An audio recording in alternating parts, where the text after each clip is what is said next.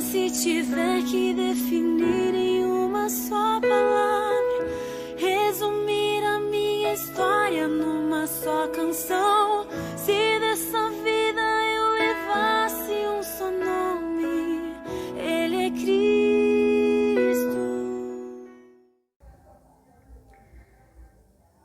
Tenho uma história com Deus, uma história de aceitação, de resgate de fé e dignidade.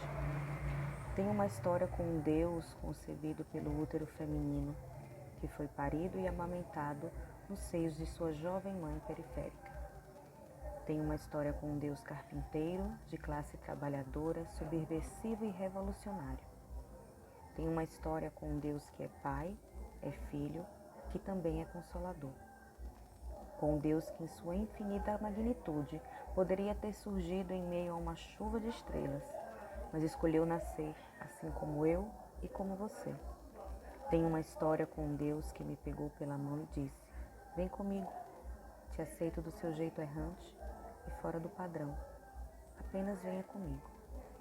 Tenho uma história com um Deus que é meu amigo e que também se aventura comigo, mas me chama a atenção quando eu estou demasiadamente envolvido em meus exageros.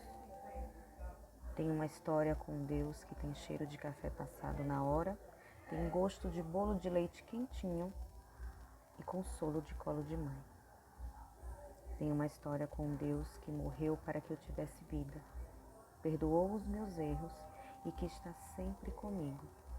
E eu sinto ao meu lado em todos os instantes do meu dia. Durmo e acordo na certeza de que eu não estou sozinha. Eu tenho uma história com Deus Pai, Deus Mãe, Deus Amigo, Deus Menino. E o seu nome é Jesus Cristo. Qual é a sua história com Deus? A minha história com Deus, ela teve início ainda na minha infância. Acredito que por volta de uns 5 anos eu tive o privilégio de conhecer o Evangelho. E durante toda essa minha caminhada eu tenho conhecido um Deus que é um Pai amoroso, que é cuidador, que é perdoador, que cuida da gente nos mínimos detalhes. E mesmo passando por dificuldades muitas vezes, né? Porque a vida cristã tem isso também, por esfriamento na fé, por desânimos. Mas não importa nada que aconteça, nos separa do amor de Deus. E o que Ele mais quer, o que Ele deseja, é que voltemos a comunhão com Ele, que tenhamos um relacionamento de pai e filho, que estejamos perto dEle. É isso que Ele deseja. Então, eu aprendi que Deus não é o que eu ouvi muitas vezes, o Deus castigador, se você sair da presença dEle. Ele é um Deus amoroso, sempre disposto a perdoar. E essa, sem dúvida, foi a melhor escolha da minha vida. E eu louvo a Deus por isso. Graça e paz da parte do nosso Senhor Jesus Cristo seja com todos e todas. Então, nós estamos aqui no encerramento do mês dos jovens, desse mês de agosto, cujo tema foi Uma História com Deus, onde nesse mês nós refletimos muito nas pregações com o pastor Alex, com Juliana, com as mensagens também compartilhadas por mim, pela live que tivemos de Rivelino contando a sua história, a sua experiência de descoberta com Deus. E para encerrar esse mês dos jovens, eu venho ao meu coração, na verdade, uma palavra, um texto bíblico que não saiu da minha mente desde o início do mês. E achei muito forte, e eu sempre venho pensando nele o mês inteiro. Está em 1 Coríntios, na primeira carta aos Coríntios, capítulo 4, a partir do versículo 9, escrito por Paulo. Julgo que Deus nos expôs a nós, apóstolos, em último lugar, como condenados à morte. Fomos dados em espetáculo ao mundo, aos anjos e aos homens. Somos loucos por causa de Cristo. Vós, porém, sois prudentes em Cristo. Somos fracos, vós, porém, sois fortes. Vós sois bem considerados, nós, porém, somos desprezados. Até o momento presente ainda sofremos fome, sede e nudez, somos maltratados, não temos morada certa e fatigamos-nos trabalhando com as nossas próprias mãos. Somos amaldiçoados e bendizemos, somos perseguidos e suportamos, somos caluniados e consolamos. Até o presente somos considerados como o lixo do mundo, a escória do universo. Deu para perceber que esse texto é bem forte, né? A linguagem e a imagem que Paulo usa aqui nesse texto. Oremos, antes de ir propriamente para o sermão, vamos orar. Senhor Deus, nosso Pai, muito obrigado por tudo, Senhor. Neste momento eu te peço, Senhor, usa, meu Pai, apenas como um instrumento nas tuas mãos, para que a tua palavra chegue a mais corações, ó Pai, e que entre nessas vidas e transforme, ó Pai. Que possamos nos aprofundar na nossa história com Deus, em nome de Jesus, neste momento. Amém. Paulo utiliza aqui a imagem, primeiro ele está escrevendo a carta para crente, para cristão, para uma igreja em Coríntio, na cidade de Corinto. E aí ele escreve falando para a igreja, então ele não está falando para descrente, ele está falando de cristão para cristão. Só que agora ele está dizendo assim, ele chega nessa parte e diz, nós apóstolos, nos parece que Deus nos colocou como, em último lugar, como condenados à morte. E o que quer dizer isso? Ele está aqui evocando, ele está chamando a atenção para o pessoal, do leitor, para a imagem da procissão romana. O que era a procissão romana? Quando o imperador, ele vencia uma guerra e conquistava um território, uma cidade, eles entravam em um cortejo triunfal na cidade que foi dominada, ou quando estava voltando também para Roma. E lá eles, tanto em Roma como na cidade que era conquistada, que era derrotada, o imperador ia na frente com seus soldados e tal, seus oficiais, etc. E no final, no último lugar da procissão, estavam aqueles que foram derrotados. Aqueles que eram condenados à morte, porque aí eles iam ser condenados à morte, ou jogados em arenas para serem comidos por leões, ou esquartejados, ou enforcados, ou crucificados. Então ele está dizendo aqui, nós somos os derrotados, Deus nos colocou em último lugar como os condenados à morte para este mundo. Fomos dados em espetáculo ao mundo, aos anjos e aos homens. Isso é muito forte, irmãos. A palavra aqui para espetáculo é a palavra que era usada para aqueles espetáculos horríveis, sangrentos, onde, como eu falei, por exemplo, eram postos dois condenados à morte para lutar em uma arena e um tinha que matar o outro, ou eram jogados nessas arenas, como no Coliseu, por exemplo, para serem devorados por leões, para lutarem com bestas selvagens, para divertimento daquele povo. E o povo sentado lá, alegre, rindo, porque queria ver sangue, queria ver alguém morrer. E ele está dizendo aqui que os apóstolos foram colocados como espetáculo ao mundo perante os anjos e os homens. A primeira coisa que a gente nota é que ele está falando dos apóstolos para os cristãos. Os apóstolos foram considerados os fundamentos da fé cristã, as colunas da igreja. Porque o reino de Deus começou com eles. Jesus chamou primeiro eles, os discípulos, aqueles que andavam mais próximos de Jesus. E lembrando que os primeiros que Jesus chama lá em Cafarnaum eram pescadores.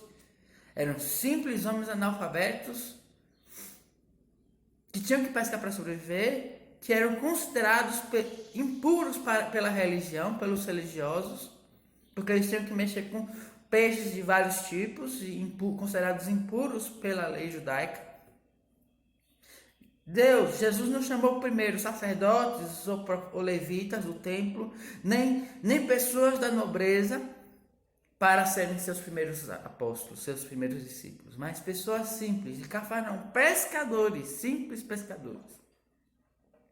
E aí então a gente pode pensar pela lógica humana, pela lógica dos reinos dos homens, que se os apóstolos são o fundamento, são as colunas, então na hierarquia eles estão no topo, né? Não é isso que vem à nossa mente? Se a gente pensar em uma empresa nos dias de hoje, do nosso sistema capitalista, existe a elite, existe a diretoria, existe os donos, os acionistas da empresa, depois a diretoria, depois os funcionários de alto escalão e depois os operários. E a gente pensar, não sei, que já houveram na história e tal, e sempre assim, a hierarquia, a pirâmide social. Só que com o reino de Deus é diferente. Os apóstolos, aqueles que são ditos como fundamentos, como colunas da igreja, eles são ditos agora como Paulo, que parece que Deus queria colocá-los como em último lugar, como condenados à morte. Eles foram dados como espetáculo ao mundo.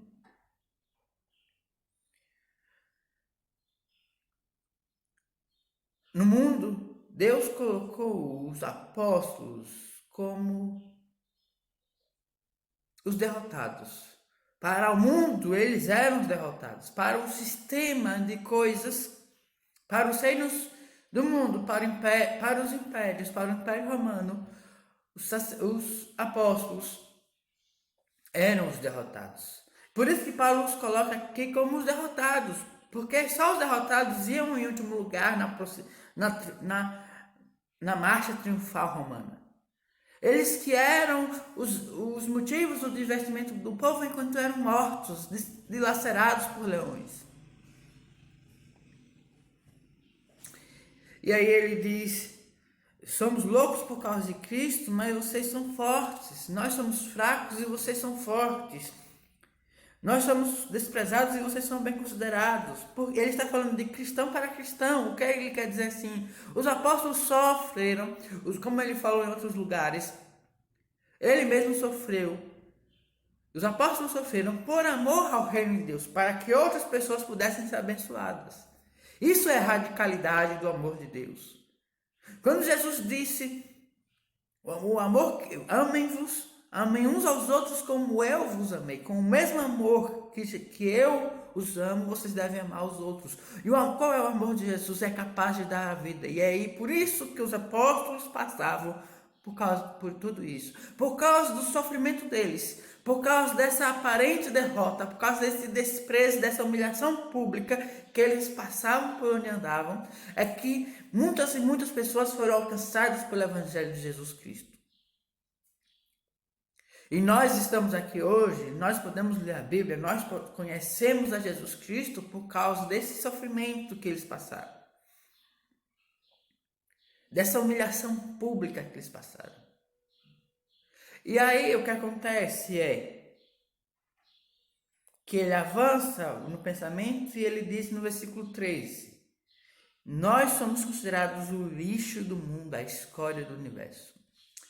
E essas palavras, essas duas palavras que parecem sinônimos, lixo e escória, que Paulo usa para descrever eles, os apóstolos, aqueles que sofriam pelo reino de Deus. E podemos dizer aqui que Paulo não está falando somente dos 12. Podemos dizer que Paulo está falando daqueles que eram enviados para plantar igrejas, para fundar igrejas, para evangelizar aqueles lugares mais distantes do Império Romano. Tanto é que no Novo Testamento, Paulo inclusive chama Andrônico e Júnia, que era uma mulher de apóstolos, em Romanos 16. Que tinham sofrido com ele e tinham compartilhado da prisão com Paulo. Então, provavelmente, inclusive, eram eles que tinham começado a igreja em Roma. Então, assim também como Priscila e Áquila, que são citados muitas vezes por Paulo, foram pessoas que líderes da igreja, de igrejas domésticas. Priscila, inclusive, citada muitas vezes por Paulo antes do seu marido Áquila, o que significa que ela tinha um maior protagonismo. Assim como também Febe, que é dito como patrona de Paulo ou da igreja, então ela tinha um cargo era notável entre as igrejas. Entanto, os outros que são Barnabé, etc., que foram chamados de apóstolos no Novo Testamento, no sentido não somente dos 12, havia um grupo de 12 apóstolos e os outros apóstolos, um termo mais genérico para dizer aqueles missionários enviados para começar igrejas em outros lugares. E a gente pode dizer aqui que Paulo está falando deles, porque eles sofriam. Eles sofriam, eram perseguidos. Como eu falei, Andrônico e Júnior compartilharam da prisão com Paulo. Sofreram junto com Paulo a perseguição. E aqui, voltando para essa questão dos termos, essas duas palavras, lixo e escória, que são sinônimos, parecem sinônimos, no texto grego elas eram palavras que descreviam aquelas pessoas que, quando acontecia uma catástrofe, uma calamidade, quando havia aquele tempo de crise, essas pessoas eram consideradas as culpadas. A culpa era jogada nelas. É o que a gente chama de bode expiatório. Em toda a sociedade tem isso, tipo, em fenômenos na história sempre houve isso, bodes expiatórios.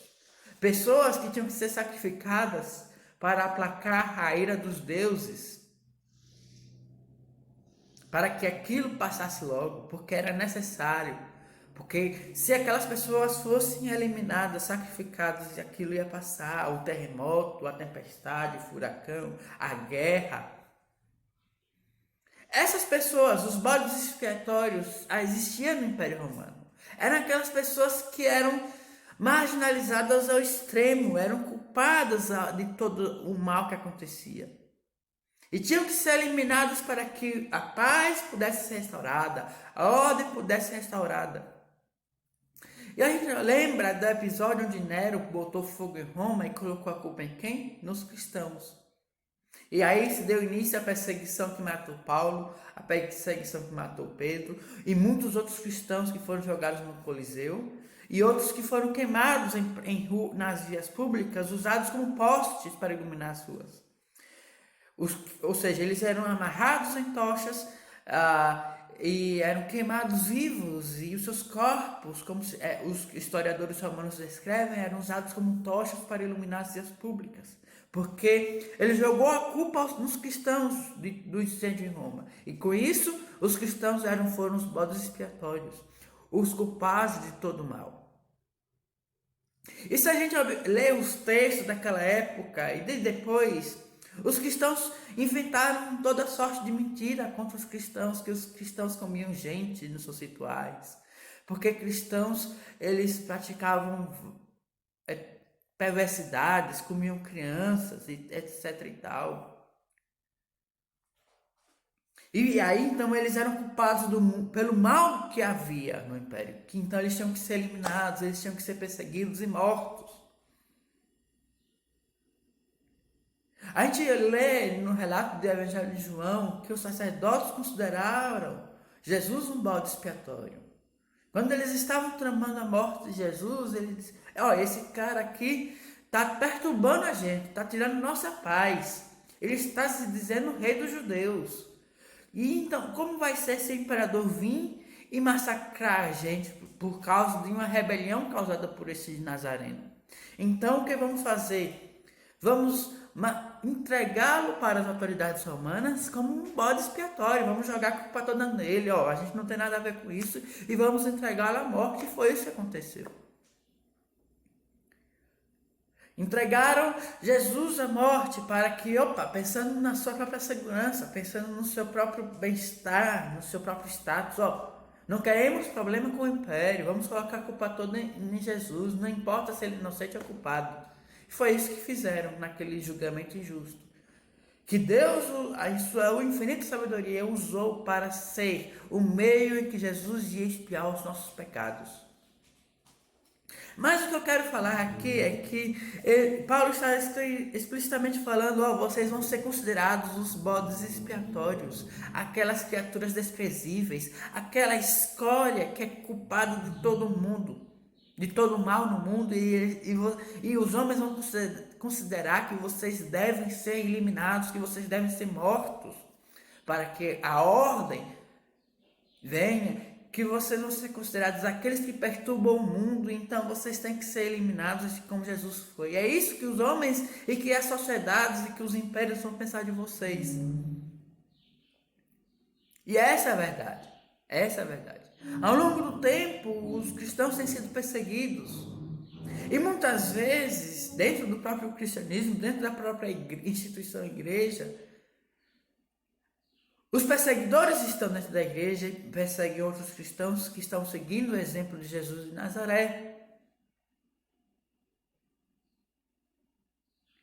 E o outro ponto que eu quero chegar com isso é, se nós somos identificados por Paulo como os bodes expiatórios, aqueles que levam a culpa, aquela escória maldita que deve ser eliminada,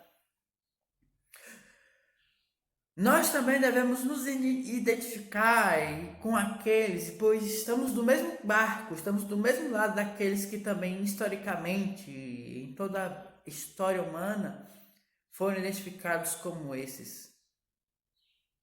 Um exemplo foram os judeus na Alemanha nazista, que foram considerados os culpados do mal que a Alemanha passava, e aí Hitler conseguiu com que fosse promovida a maior matança de judeus já vista na história. Campos de extermínio, campos de concentração, onde eles eram mortos, incinerados ou em câmaras de gás, enforcados, fuzilados. Onde eles eram desfigurados, onde tirava-se e apagava-se toda a história deles. Toda a identidade pessoal deles era apagada para serem apenas números. E aí, a partir daí, muitos cristãos se levantaram e se identificaram com esses também. Porque eles eram considerados naquele momento como a escória do mundo. Então, nós cristãos, nós devemos nos identificar com a história no mundo em nossa caminhada. A verdade é, em nossa história com Deus,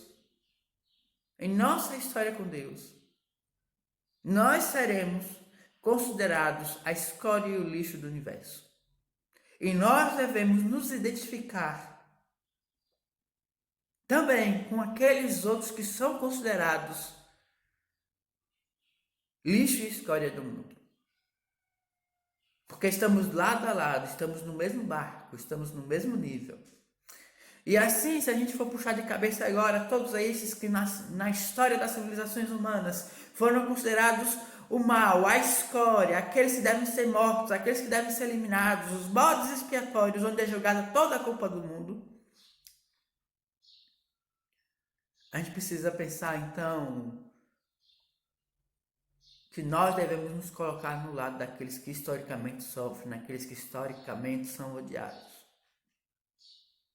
Aqueles doentes, sabe?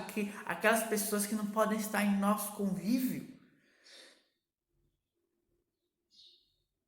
Não podem estar em nossas igrejas, porque são impuras demais. Não podem entrar em nossas cidades, como os leprosos eram. Tinham que viver fora das cidades, no contexto de Israel.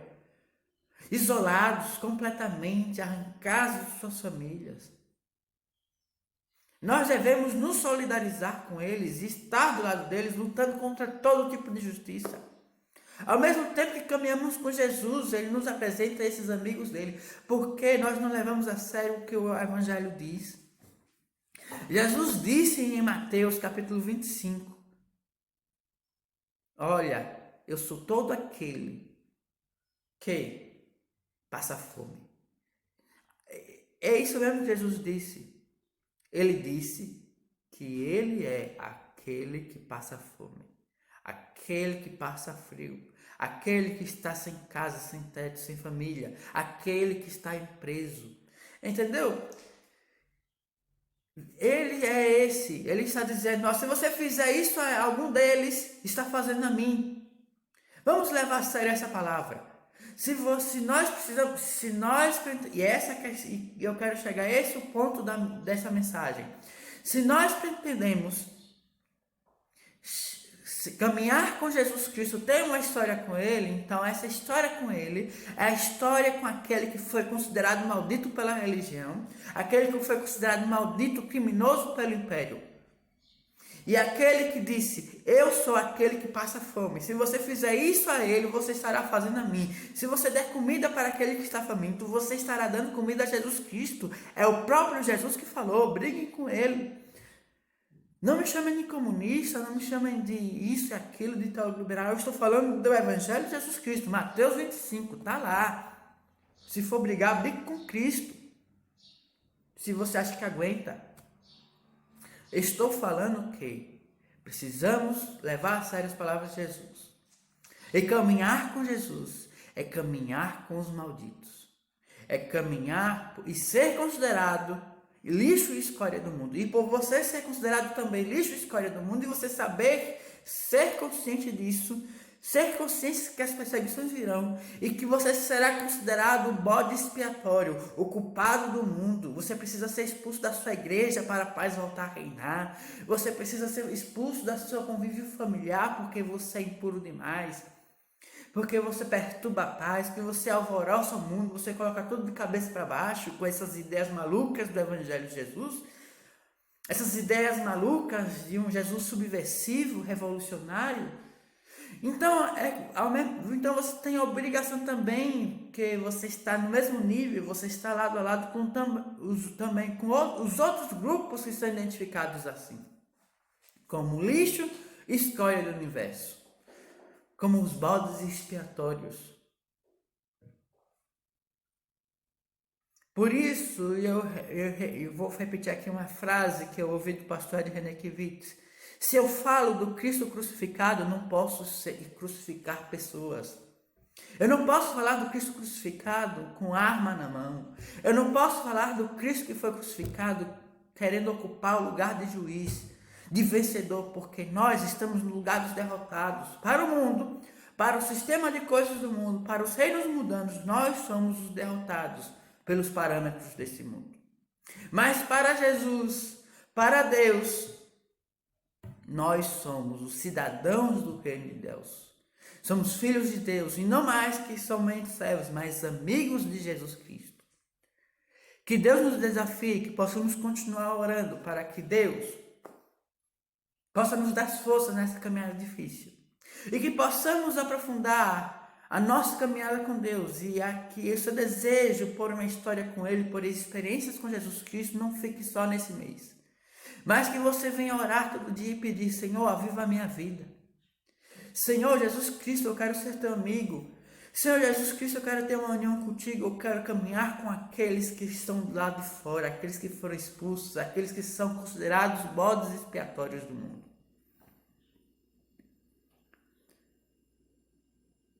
É difícil, mas vale a pena. A vida plena está aí, irmãos. A vida plena está aí, a vida eterna. E é essa a palavra de Deus para nós nesta noite. Deus abençoe cada um. Vamos orar neste momento. Senhor Jesus Cristo, nosso Pai, nosso Deus, ó Senhor amado, que neste mês, que esta mensagem, uma história com Deus, não fique restrita ao mês de agosto, ó Pai. Que possamos ter fome, Senhor, e sede de Tua presença, de uma fome e sede, Senhor, de uma vida verdadeira, genuína contigo. E que possamos ser saciados por Ti, ó Deus. Queremos ter uma vida eterna contigo, ó, te conhecer, ter uma amizade com o Senhor, ó Pai. Nos faz parecidos contigo, Jesus Cristo. E nos fortaleça, Senhor, nos dê coragem para enfrentar, ó Pai, todas essas lutas. E que possamos ser considerados, ó Pai, como o Senhor foi, como malditos, como escória do universo, ó Pai. Jesus Cristo, que possamos sofrer pelo Evangelho do Reino de Deus e levar essa mensagem para todos aqueles que precisam ser libertados por todo tipo de opressão. Em nome de Jesus. Amém. Que Deus abençoe cada um que nos assistiu, que seja com todos e todas, e nos ajudando a testemunharmos de Jesus Cristo, o Evangelho de Jesus Cristo, nesses dias tão difíceis. Amém. Mas se tiver que definir em uma só palavra, resumir a minha história numa só canção,